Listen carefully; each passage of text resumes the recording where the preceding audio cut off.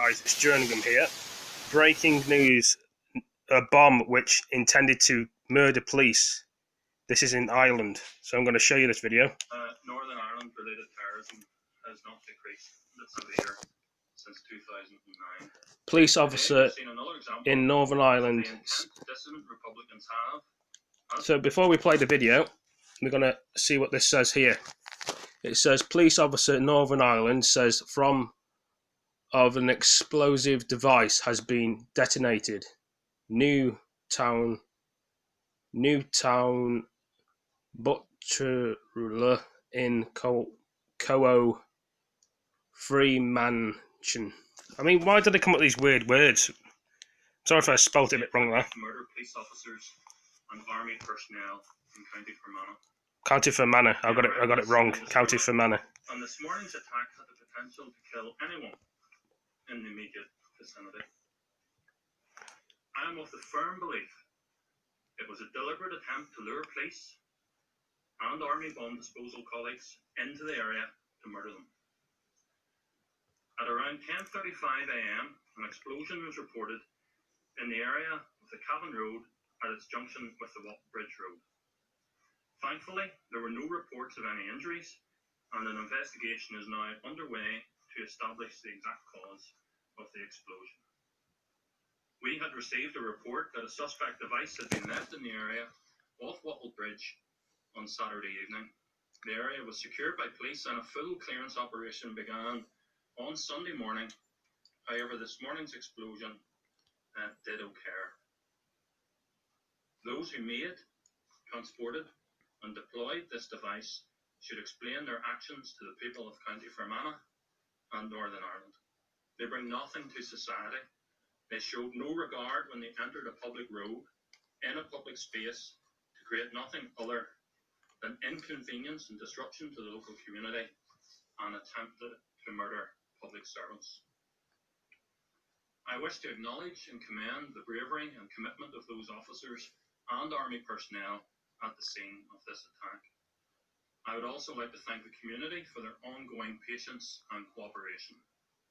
We must ensure their safety, so the area around the scene will remain closed for some time yet until our investigation ends. There are people within our community who know who did this. My message to them today is simple. Please step forward, do the right thing, and provide the information to police that will allow us to bring the perpetrators before the courts. Well, it's real in the pudding, as one would say, guys. Another explosive bomb, but there's a lot of people that actually cause mayhem and trouble, which is not right for the people, but people do it, don't they? It's just, the world we live in is sometimes a horrible place. And I think a lot of you guys agree as well. We are not going to comment on the UK's level of preparedness for a no-deal scenario, because this would be a matter for... We're talking about no-deal Brexit UK again. To answer. Brussels. From our side, in a no-deal scenario, what that means is that all EU primary and secondary law will cease to apply to the UK from that moment onwards, and there would be no transition period, as would have been provided for in the withdrawal agreement. And this will obviously cause significant disruption, both for citizens and for businesses. And it would have a serious negative economic impact, which we've also specified in previous Brexit preparedness communications from our side, that would be proportionally much greater in the United Kingdom than it would be in the EU 27 member states. President Juncker himself said in an interview a few weeks ago on the 10th of August that if it comes to a hard Brexit, and this is in no one's interest, it is the British that will unfortunately be the big losers. This is the situation that we see. If Brussels would budge and come with some kind of deal with the UK, then we can do the deal. I'm not going to go into precisely in which areas, but we have in all of our Brexit preparedness communications over the past months or even year made this starkly clear.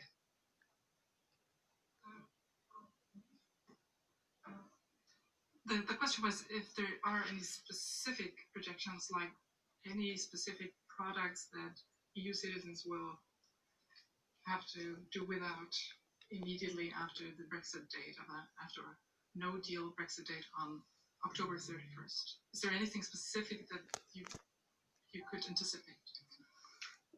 Yes, there are many specific things that we could anticipate, and we are prepared for all eventualities, which is why, even though a no-deal scenario is never going to be our preferred outcome, should this happen, we have taken a long series of Brexit preparedness measures from our side to be prepared for that scenario. These measures protect the EU 27 and our interest in case of a no-deal Brexit. If Brussels would budge, we wouldn't be in this obviously situation, in my opinion. Brexit and to our Brexit preparedness measures, where you can read through all of them. We do not see at this stage any need for any further measures than the ones we have already taken and the situations that we are already prepared for. Well, isn't that typical?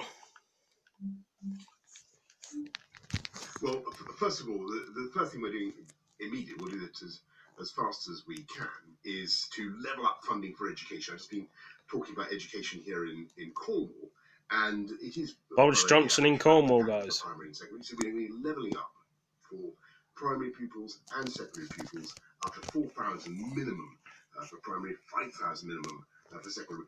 We also want to put more into further education. I think the skills have been neglected. They are a vital part of our education system and a vital part of our economy. So we'll be putting about 4.6 billion altogether into that, levelling up across the country. We want to put more into technology across the whole of the country. So full fibre. I just don't want broken promises with the Prime Minister. I want the Prime Minister to keep to his word and to the people. I mean, Theresa May tried to keep to her word and then she got kicked out of Parliament. So did Tony Blair, Gordon Brown, and many other people in this sort of job business. As you know, we put another 3.6 billion into social care. I just don't want broken promises for these people. I want people to deliver. Well, this is an issue because the UK generally has a great record on fighting measles, but for the first time, we're suddenly going in the wrong direction, and we're seeing an increase, about 230 new cases of measles just in the first few months of this year. And I think there's a couple of reasons. I think there's complacency on the part of parents about the need to get that second vaccine, but also, I'm afraid, people have just been listening to that superstitious mumbo jumbo on the internet, anti-vax stuff, and thinking that the MMR vaccine is a bad idea. That's wrong. Boris Johnson's talking about measles and other things. It's the right thing for them, but also, of course, it's the right thing for the whole population, because it might not be your kid that gets it; it could be somebody else's. Yes, I think we can definitely get ready. Now, I'm not going to suggest that there won't be, as I said, on the steps of Downing Street, there may well be bumps in the road, but we will be ready to come out on October the 31st, deal or no deal. Now, of course, our friends and partners on the other side of the channel are showing a little bit of reluctance at the moment to change their position. That's fine. I'm confident that they will. But in the meantime, we have to get ready for a no deal outcome. I want a deal. We're ready to work with our friends and partners to get a deal. But if you want a good deal for the UK, you must simultaneously get ready to come out with that one. But with all those warnings, have you really made significant progress in the month? Yes. Well, actually, if you look at the preparations the UK had made by March the 29th, we were very far advanced, and things then slipped back a bit. But we're very confident that by October the 31st, we will be ready. And that's the crucial thing. I think that's what people want. You know, people are very confident themselves that they can do it. I'm not pretending that there won't be bumps on the road. There will be. I said that on the steps of Downing Street. But if everybody puts their minds to it, I've absolutely no doubt that we can get ready. And are you really going to achieve anything with your talks with Merkel and Macron? Well, that is, I'm afraid, very much up to our friends, and I hope that they will compromise. So they have seen that the UK Parliament has 3 times rejected the withdrawal agreement, the backstop. It just doesn't work. It's not democratic. I hope that they will see fit to compromise. But in the meantime, we get ready to come out on October the 31st. Well, let's hope Boris Johnson keeps to his word. October the 31st, it's not going to just be like a sort of thing that he's imagining we're going to be coming out. I want it to be real, not a fantasy if that makes any sense, guys. CBIC's smash hit Independence Day offer is back. Buy 3 plots and get 1 free at our flagship development. As protests spread across 3 cities in Papua, thousands took part to show their anger. In Monokrawi, the capital of West Papua, protesters blocked intersections by burning tires. Oh, what's going on here then? Some areas to a standstill. Indonesia, West Papua. Things are getting on fire, guys. Earlier in the day, a protester named Alfred explained his reasons for participating.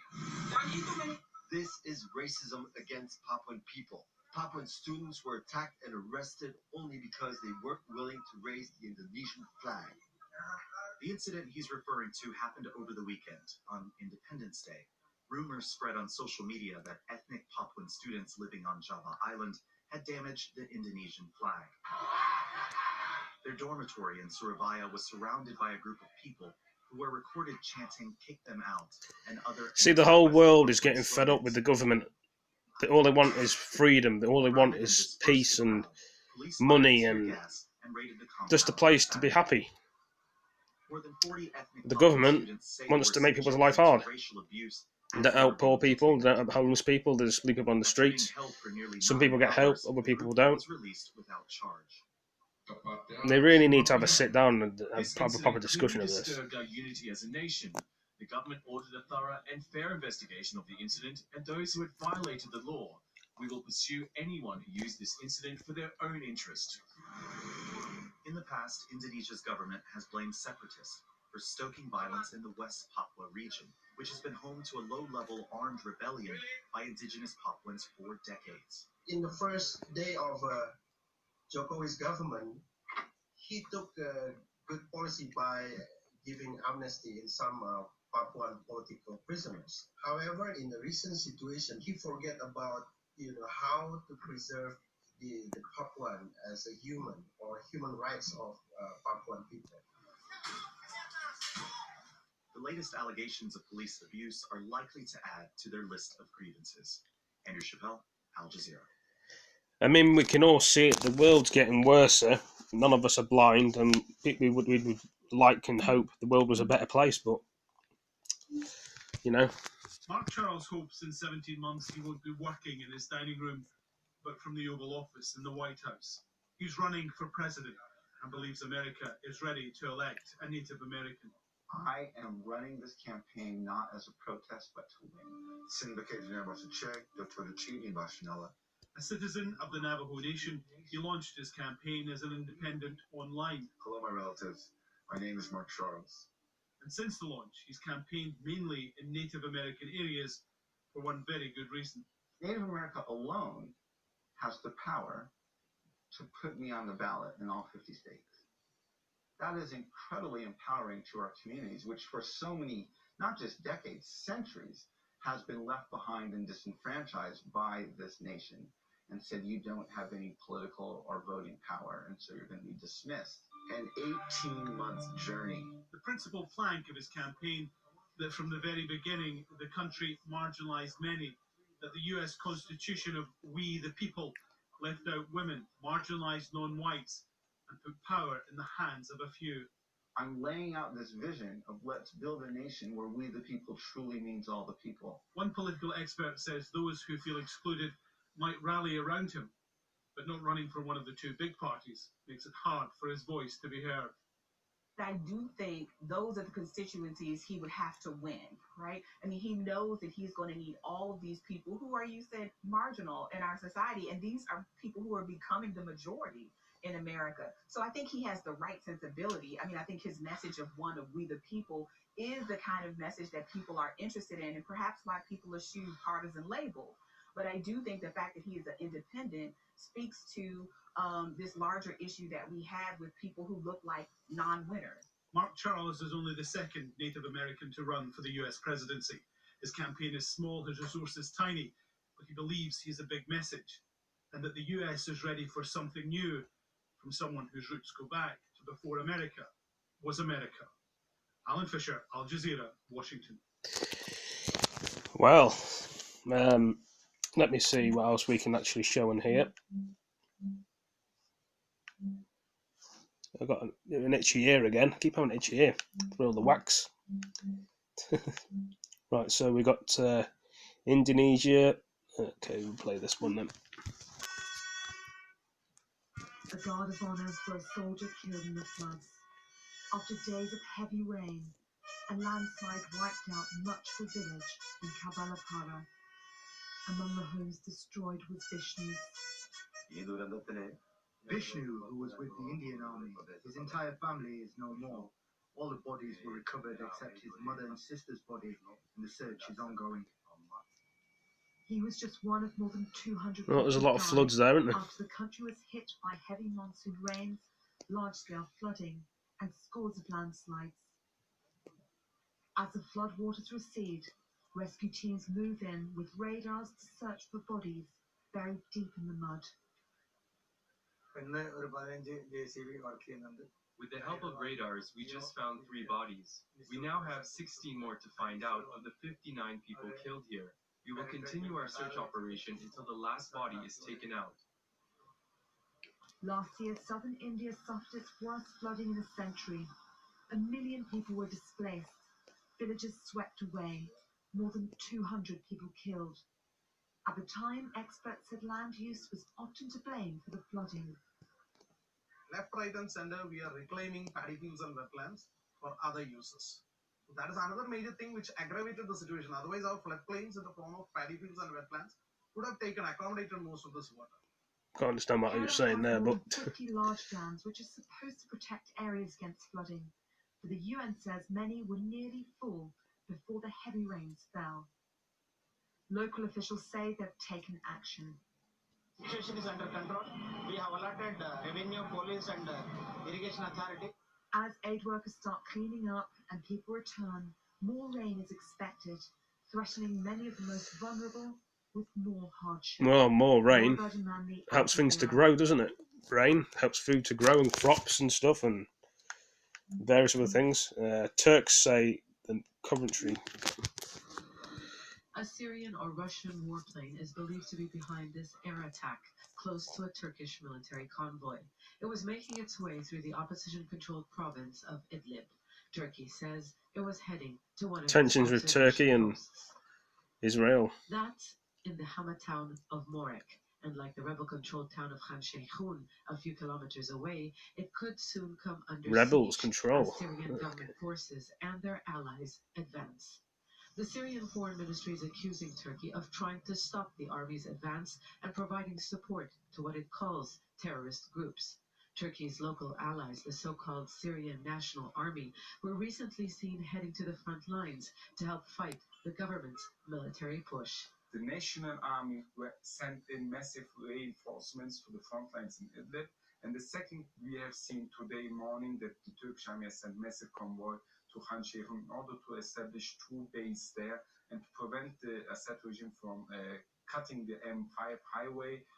That highway will allow the Syrian government to connect cities under its control and revive trade. But main population centers like Khan Sheikhoun lie along the road. The town used to shelter up to 100,000 Syrians before the military escalation started in April. Many of them have been displaced from nearby Hama province. It's now empty, as government troops and their allies are a few kilometers from reaching its center. The Syrian regime did not enter Khan Sheikhoun, and fighting continues in the vicinity of the city. The Turks have sent reinforcement to prevent the Syrian regime from entering Khan Sheikhoun, and as usual, the Syrian regime targeted the Turkish convoy. Turkey is a key guarantor in this region as part of the de-escalation agreement, and we do not expect it to give up. The airstrike may have been a message from existing agreements and cooperation with Russia, and Turkey's deployment of troops seems to have been its own message to Syria and its backer Russia not to advance any further. But many are asking, are both sides just posturing, or will this sharp escalation in tension turn the proxy battle in Idlib into a different kind of war? Zena Khuder, Al Jazeera, Beirut. Well, war everywhere across the world.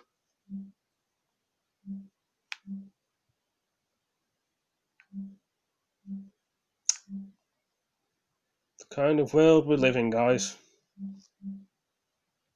Afghanistan next.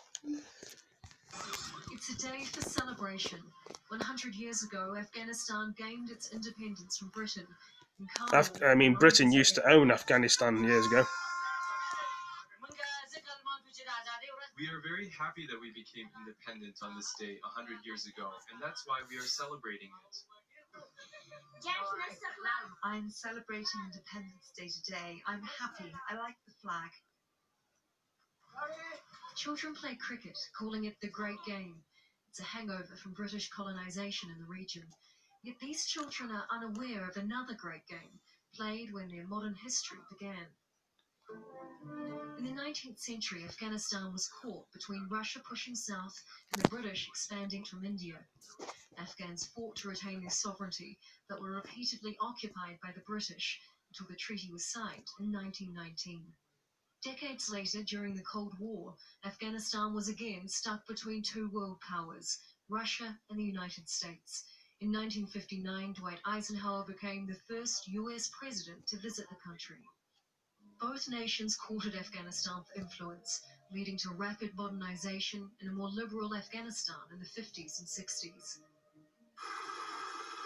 War came to Afghanistan on Christmas Eve 1979 and never left. The Soviet Union invaded and took Kabul within 3 days. Islamic guerrilla fighters known as the Mujahideen fought back with US support. 1 million people died in the fighting until the Soviets withdrew a decade later. A civil war and Taliban rule followed. National landmarks and infrastructure were destroyed, like Kabul's Darul Aman Palace. And this is how it looks today. President Ghani had planned to inaugurate the building for Independence Day, a sign of how far the nation had come. But again, conflict intervened, postponing the event after an ISIL suicide bombing killed dozens of people just a few kilometers from here. Many Afghans are resisting celebration for another reason. They feel their sovereignty is still compromised. The young generation of Afghanistan believe that Afghanistan has lost its independence since its invasion by the Soviet Union and then by the United States of America overthrew the Taliban. The US invaded in 2001. 18 years later, having spent $800 billion and with 13,000 troops in country, it's negotiating its withdrawal with the Taliban. So far, the Afghan government isn't involved. But those talks could mark the start of a new Afghanistan. The Afghans hopeful they can shape their identity without the threat of war or interference. Charlotte Bellis, Al Jazeera, Kabul. Well, wars happen in the world. They seem to happen frequently. It's like things kick off, don't kick off, and do kick off, and it's the world we live in, I think. Moving on to Hong Kong. Hong Kong used to be a part of the UK years ago. Tiananmen Square before the tanks rolled in. Her smaller, bloodied and cuffed reincarnation stood in Victoria Park, Hong Kong today, 30 years on, complete with the trappings of the 2019 protesters. They say British law Hong Kong. Today, a ballsy show of popular defiance in the face of ever more aggressive threats from Beijing.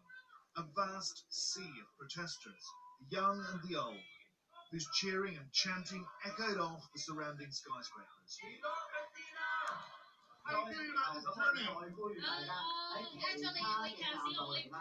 Bonnie Leung, whose civil rights group organised this, A lot of people there, see, protesting Hong Kong.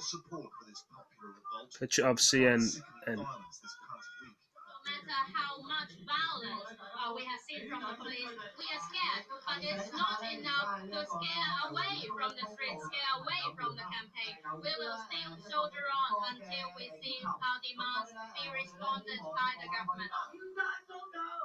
There's been no response from the government to demands for an independent inquiry into the allegedly excessive use of force by the police. Speakers lambasted what they called Chinese-style repression, demanding heads roll. Beijing, meanwhile, has been branding the protesters here rioters, verging on terrorists. The threat of a crackdown is real enough, and Hong Kong, the rumours are right. The Chinese narrative, the propaganda machinery, suggests that the protests here are at the mercy of a foreign-controlled terrorist cell. But if you look at the turnout here, it suggests that most Hong Kongers who are demonstrating in favour of democracy are interested in peaceful protest. Remember, we don't hate the police. It was at this point that fat, heavy raindrops began to explode like water bombs, from leaden clouds welled to bursting, and Hong Kong's umbrella revolutionaries brandished their weapons. The downpour sustained for hours, but the drenching failed to extinguish the fire and the passion. The crowds themselves flooding onto nearby roads, choking highways. I found Katie, a grandmother, watching. She was quite overcome. These 2 months, I find many, many times. Cannot sleep. Cannot sleep. I'm 65 years old. I know this is my children, my son, my daughter. I still in my heart. How to say? Protesters surged down the 2-mile-long route of the march, which the police had banned. Every one of them risking up to 5 years in jail for unlawful assembly. By day's end, the organisers claimed 1.7 million had attended the rally. As they marched, fresh footage, complete with bellicose soundtrack, was circulating, released by China's state media, of armed police units conducting riot control training just across the border. This comes after numerous ominous warnings. So you think they're just bluffing? Yeah. Just to scare people? Yeah. Just are you scared? No. Because we all know they won't come here. Yeah. Because Hong Kong is too valuable to China. So there you have it. They think China's bluffing. A huge posturing exercise designed to intimidate Hong Kong. Well. But it seems Hong Kongers just don't buy it. Everybody knows that China needs a stable, prosperous Hong Kong too much. Although the police disagree, today's turnout was probably the highest in almost 3 months. It was peaceful, and that alone makes it hard to justify Chinese intervention. Well, what could one say?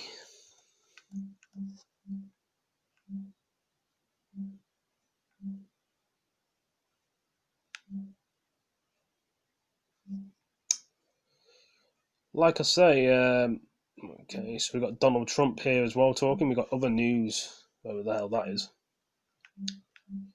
So go for this one.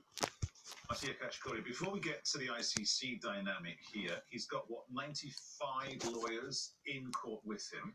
They're being reported as just about to start a legal argument saying that the graft allegations, the corruption allegations, should be thrown out. How likely is that?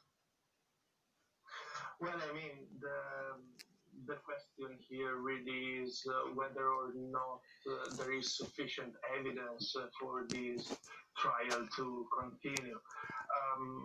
If this trial will prove to be a sham, a farce, as many commentators are actually arguing, it's highly probable that the trial will not continue precisely on the basis that al-Bashir allegedly took money when he was president of Sudan, and as his lawyers are currently arguing, he was covered by immunity during that time.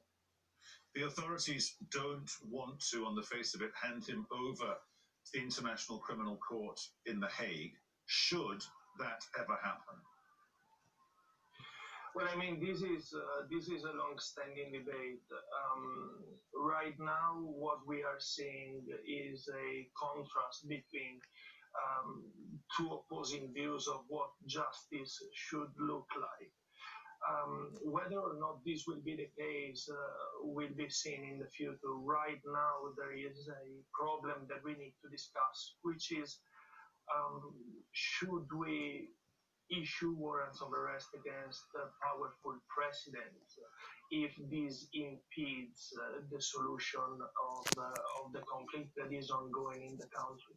If our aim is to protect civilians, recent research demonstrates that warrants of arrest released by the International Court do not really provide incentives for a peaceful solution to the conflict. Of course, just to interrupt you there for a second, Mattia, but the context of this is what we've been reporting on this channel in the past 3 or 4 days. The new interim embryonic administration that has now signed itself into existence in law. If people are to get justice, the context, the broader context, I guess, is the way that there are people now in government who are in effect running the country who were safe under the umbrella of his patronage. So the country's, for its own internal consumption and also internationally, it's got to be seen to bring justice to the people who suffered under him. I would agree in general terms, but as you say, the current transitional government is composed also by many who actively participated, allegedly of course, in the massacres that plagued Sudan since 2003. So we should start asking the question on whether the justice that we claim the ICC could bring to Sudan wouldn't be a facade of justice. There is a mythology associated with our times, which is that even the gravest crimes conducted in a country can be reconducted to a single individual. In this case, Omar al-Bashir. The question here is, if al-Bashir is removed and tried, would the power apparatus that helped him in producing those grave crimes against humanity be also removed? That I see to be extremely unlikely. Okay, we must leave it there. Mattia Cacciatori, thank you very much. Well, what could I say?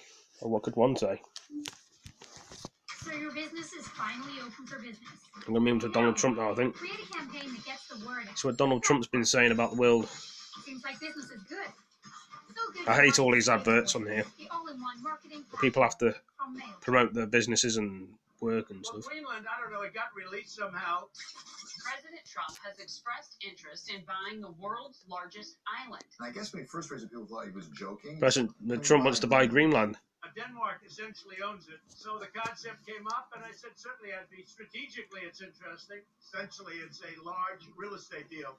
A lot of things could be done, but we'll talk to them a little bit. Og jeg kan læne mig fuldstændig op af Kim Kielsens udtalelse. Selvfølgelig er Grønland ikke til salg, og i øvrigt er Grønland ikke Danmarks. Altså Grønland er grønlændernes. Og Kim Kielsen har sagt det meget klart, selvfølgelig bliver der ikke noget tale om noget som helst frasalg af Grønland. What do you think?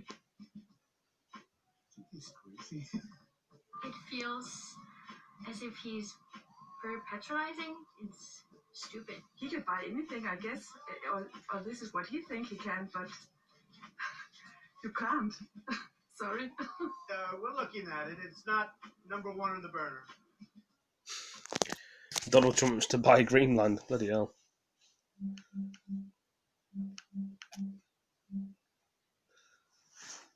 We've got Jeremy Corbyn speaking again about no deal. Again. So this is Jeremy Corbyn. I mean, Jeremy Corbyn gets on my nerves. Some people like Jeremy Corbyn, other people don't. But I want him to get kicked out. The Conservative Party's failure on Brexit and its lurch to the hard right that has provoked the crisis our country faces this autumn. After failing to negotiate a Brexit deal that would protect jobs... Oh God, that's all he speaks about, Jeremy Corbyn. It's about jobs, this, customs union, pro-Remain. If you guys don't know who Jeremy Corbyn is, he wants to be pro-Remain. Disastrous no deal for which this government has no mandate. I'm not a fan for Labour. I prefer Conservative and Nigel Farage speaks. I'm showing you guys what it is with Jeremy Corbyn. The government wants to use no deal to create a tax haven for the super rich on the shores of Europe and sign a sweetheart trade deal with Donald Trump. Not so much a no-deal Brexit, more a Trump deal Brexit.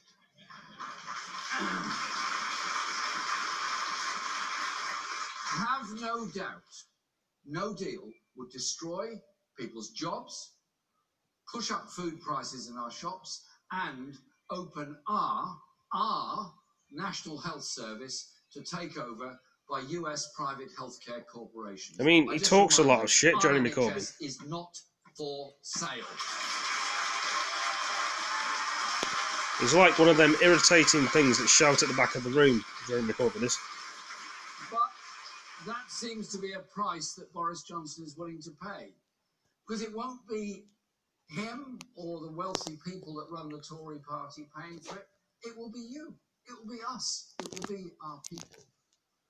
Labour will do everything we can to protect people's livelihoods. Yeah, of course you do. We will work together with MPs from across Parliament to pull our country back from... Jeremy Corbyn doesn't even help anyone. I will bring a vote of no confidence in the government. That's what you're good at, Jeremy Corbyn, bringing a vote of no confidence. A time-limited caretaker administration to avert no deal and call an immediate general election. So all he says is general election. Our country's future. Jeremy Corbyn doesn't have a clue how to run the country. He wants to be Prime Minister. He hasn't got a clue either. That's my opinion, and I bet a lot of other people would agree. If MPs are serious about stopping a no-deal crash-out, then they will vote down this reckless government.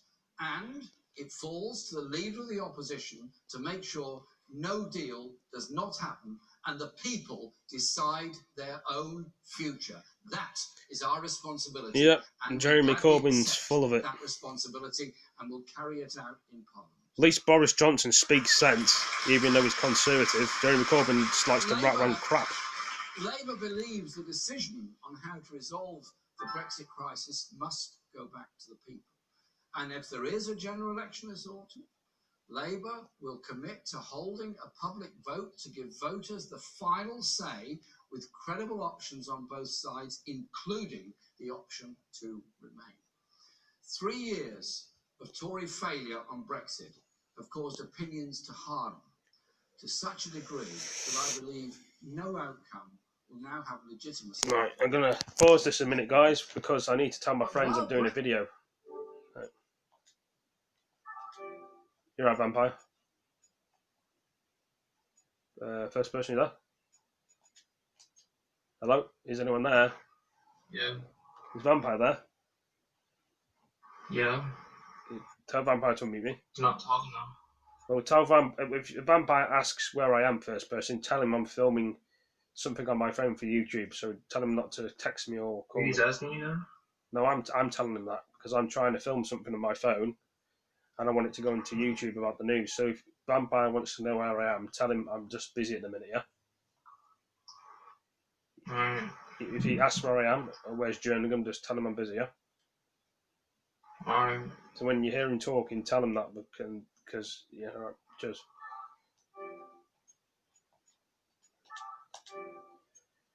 I had to tell my I'm in a party chat as well, guys. So I had to tell my friends sort of.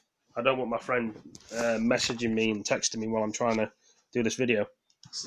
Is the framework So it'll mess up my video. The problems facing I'm not being rude or funny, guys, but I want to get this video on YouTube. much deeper than that. A general election triggered by the Tory Brexit crisis will be a crossroads. A lot of people don't follow politics or know what it is or find it boring, but I want to know what's going on in my country. At the minute, it seems to be a mess, a big mess. Potentially on the scale of 1945. Now he's talking about 1945. Go on as they were before.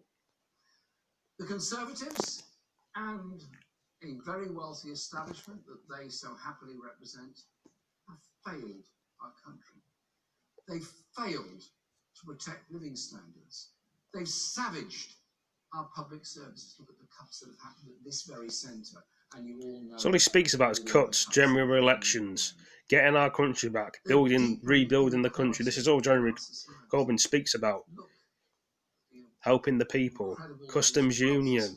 That's all the shit he says, Jeremy Corbyn, nothing else. Those sleeping on the streets because there's no home for them to go to. That is modern Britain. Inequality getting worse, and it's failed to keep us safe. Boris Johnson and his Tory cabinet have direct responsibility for the Tory decade of devastating damage to our communities and the very fabric of our society. However, even the Conservative, even the Lib Dems, the lady said Jeremy Corbyn's not the man for Prime Minister. A real change of direction that I believe the country needs. A radical programme, and I'm proud it's a radical programme, to rebuild and transform. See again, rebuild again. That's all he can say. He can't say anything else. Jeremy Corbyn thinks he's in power. I don't think so. Radical programme will rebuild and transform communities and public services. I don't want a Labour government. I don't know about you guys. Green jobs and don't want green jobs. I want a Conservative government. To tackle leave with a deal instead of messing us around. People like this guy, Jeremy Corbyn's messing us around, making us not leave the EU. Johnson is Britain's Trump, as the US president himself declared, so it must be true. It cannot be said to be fake news. Fake populism and phony outsiders funded by hedge funds and bankers committed to protecting the vested interests of the richest and the elites, whilst at the same time we got backdated an extra 6 months because of this guy to leaving the EU. Tories cannot be trusted to deliver on their quick fix promises because their first priority, which has now been revealed, all this guy wants is a general election, nothing else. Have it both ways. You can't be cutting tax for the very richest. We can't be having a general election all the bloody time. Once we've done one general election in 2016, they want to go back. The country should go forwards, not back. That's what's annoying a lot of people. As Boris Johnson says, Conservatives go forward, Labour go back. At least we go forward, unlike these people. I'm not a fan for Labour. The Tories can't be trusted to deliver for the majority. He's saying the Tories can't be trusted. Labour can't be trusted. They've got form on this. Goes back a long way. Goes back centuries. Instead of fixing a failed system, they will turbocharge inequalities and insecurities, and, of course, with that, climate destruction. Labour rebuilding the country for the many and the few.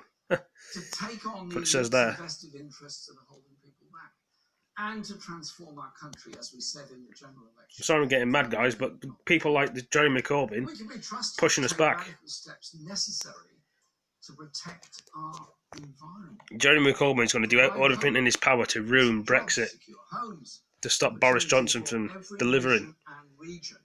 To build a fairer country. I mean, thanks to this guy, Theresa May got kicked out of Parliament because of this guy's fucking mouth. Yab, yab, yab, yab, yab. This is what's happening. To this guy, Jeremy Corbyn, it's all a big game. How to kick out the next Prime Minister. That's how it feels like. Public services that have been stripped back.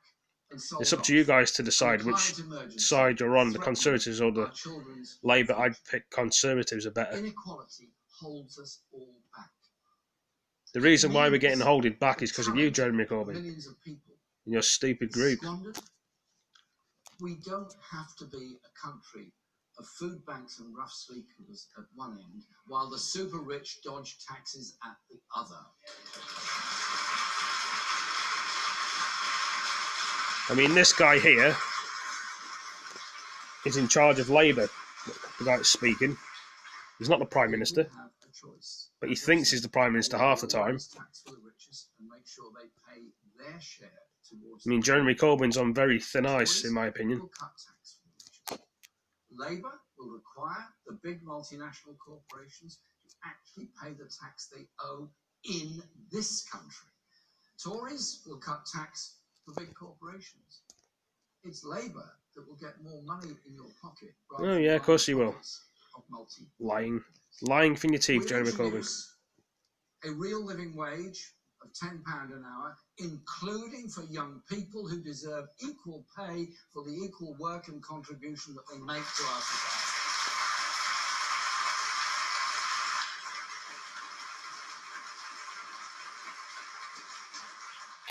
I wish somebody would just kick out Jeremy Corbyn.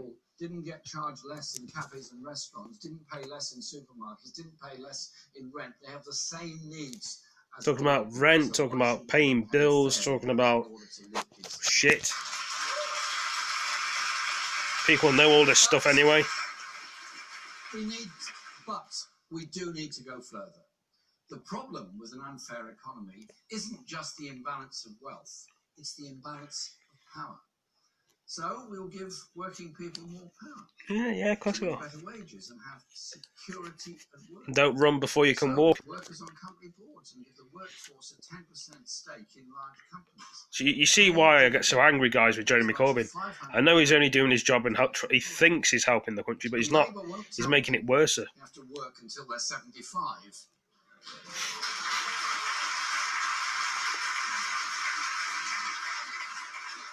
Before they get their pension, as Ian Duncan Smith's think tank has suggested.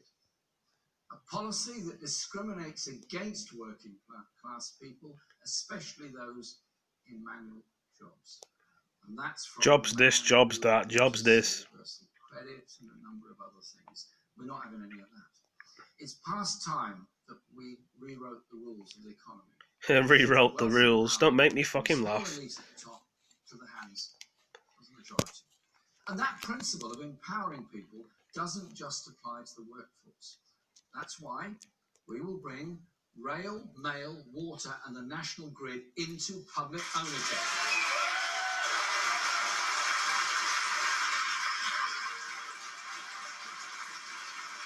This guy just talks a lot of shit. Sorry the language, but he does. So that the essential utilities people rely on are run by and for the public, not the sheriff. Yeah, whatever, Jeremy Corbyn. Keep dreaming. Power and security, including controlling rents, so dodgy landlords can't rip them off. The insecurity of living in the private rented sector must be brought to an end. Many people suffer terrible stress because they don't know how long they'll be able to remain in the flat or house that they're renting. When we talk about talking about flats and houses now and people's rents. Economics, we need a government that's seriously committed. We need a government. We need a government. We need a government. By women and minority ethnic communities as well. And we will do that to end the gender pay gap and end the discrimination that too often exists where wages. This guy does not have a fucking clue. The coming general election. He thinks he knows what he's doing. He wears a red tie, Jeremy Corbyn. Looks like Hitman off the games on PS4. Just needs a barcode next. I mean, this guy does annoy me, guys. You can understand why I get angry. He talks about a lot of shit. That austerity damages our country. Damaging. That's all he says, damaging. But it really does insult the intelligence of this guy needs to get kicked out of Labour. He's no good for the Labour job. He's no good at running the country. Even the Conservative, even the Lib Dems have said that.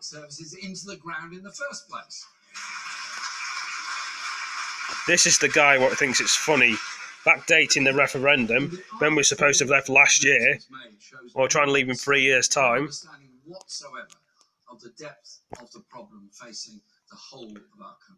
And the funniest thing of it all, some people in the army use Jeremy Corbyn's face as target practice on his photograph. That's on YouTube. He's like an irritating little rat. Lumber in the argument. Had made people unsafe, and we pledged to hire more officers. Sorry, he gets on my nerves, guys. That we were right. But police cuts He's are picked the not wrong. He's on the wrong. only He's on the wrong reason side. violent crime has doubled. Violent crime is doubled. What the Tories won't address is the much wider impact of austerity. Think about it. The closed youth services around the country. Now he's bringing out closed youth. Mental health Mental care hospitals is facilities, bringing up now. and the lack of funding. Lack of funding. Community mentoring. We take youth services. Everybody's struggling with money in the world and seriously haven't got enough indeed. food or water. They're the place that young people can go. I mean, he just speaks about the same fucking shit support, over and help over when and needed. over So, and over that time just to with annoy friends is people, something. Jeremy It's part Corbyn. of growing up. It's part of being a community. But for too many young people all around the country, what do they see? A boarded up youth centre, or in some cases, it's been sold off to somebody else. What message is that to the generation of 2019? That they grew up in an under-resourced, underfunded park. Just talks crap all the time. No youth workers and no facilities for them at all. What message? I can't wait until we leave the EU. We're not I dealing with take this these dickhead things here. so seriously that we will make it compulsory for local government to deliver a youth service in the future. I mean, this guy goes off topic. Youth service, money, homelessness. To mention anything about Brexit, no. And we know the direct impact that rhetoric around immigration, crime, and so on Immigration, people coming in now. have Crime on the next. lives of those from minority communities. So Labour will rebuild our public services. Yeah, of course you will. They Yeah. are the glue Yeah. that binds the society Lying. together. We'll restore pride in our National Health Service by funding it properly and end the sell-offs and privatisation that have All come broken from promises, Victorian Jeremy Corbyn. inspired health That's what you're good at and social doing. Broken promises. Letting people think you're going to do something that you're not going to do. And we will create a national education service. Yeah, of course you will. Free learning from cradle to grave. Yep. Including free school meals for Yep. primary children, smaller class sizes for 5, 6 and 7-year-olds, no tuition fees at university. Doesn't have a clue how to run the country. And when that time comes, he'll realise. Or probably never realise. And equal levels of support for those pursuing vocational Talks education. absolute They're equally wet important. rubbish. Academic and Shit vocational happens are now. equally valuable to our society. When you guys see this So video, who you can the understand public why trust to rebuild you're our so frustrated. services after a decade of conservative austerity? Labour or the Nope. Tories? I leave that question to you. And on the issue that poses the greatest threat to our common future, the climate crisis. Oh, it's climate us, change it's now. Labour that's shown real leadership. Same shit he always talks about. Customs union, climate change, homelessness, people no money, rent's going up, people can't afford the rent. Unopposed because the Tories didn't dare oppose it.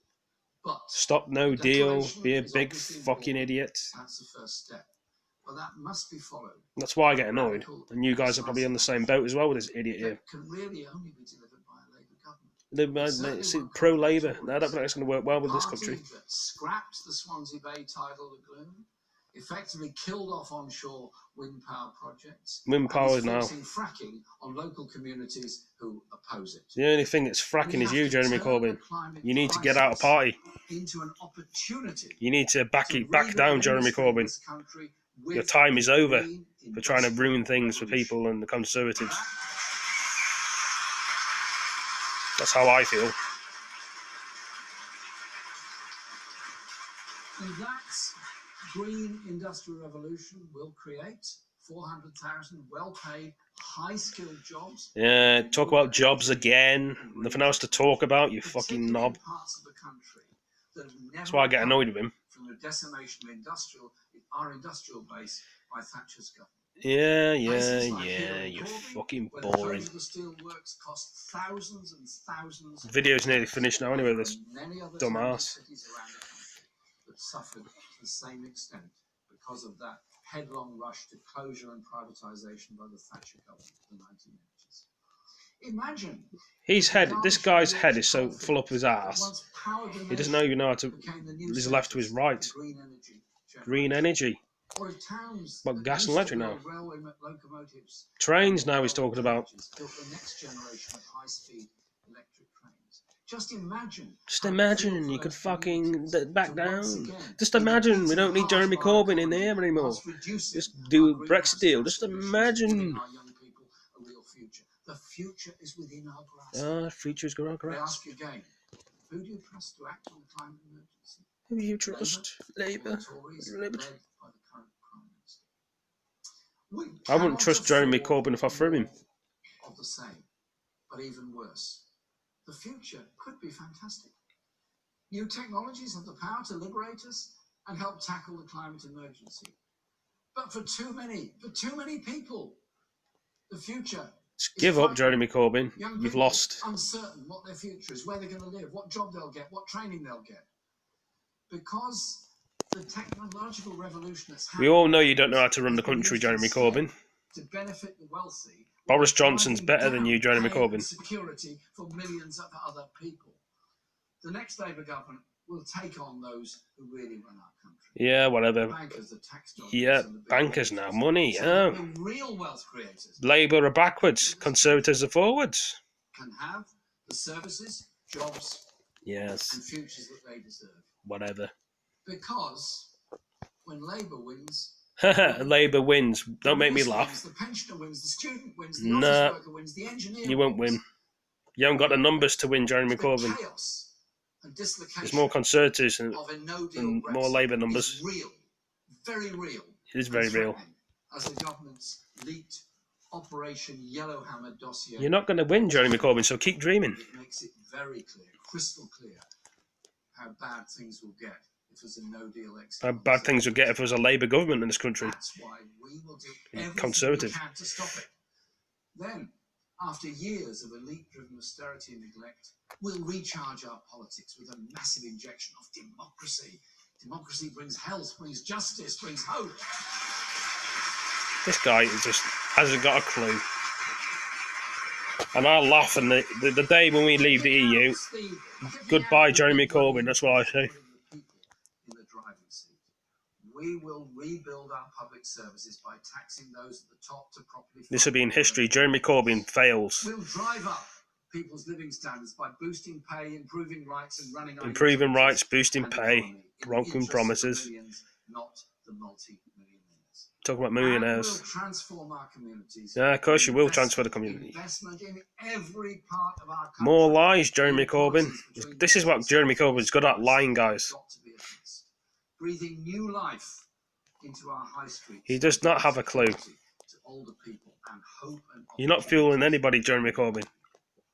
This is an historic moment. With This the is potential for real change to transform our real country change. Oh, yeah. if we grasp that opportunity.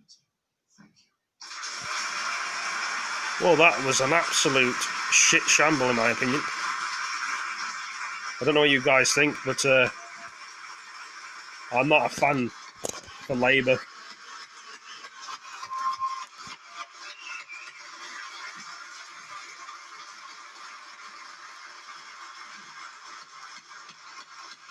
That was an absolute joke, in my opinion. I don't know what you guys think, but nah. He thinks he's going to win, Jeremy Corbyn. I don't think so, somehow. Just letting him dream. Dreaming he's winning. Anyway, guys, hope you've all enjoyed the stream. Please like, comment, subscribe, share these videos with your friends. Tell me what you think about this video, if I'm right or wrong. But thank you for joining me. See you next one. Peace. Thank you guys. Peace.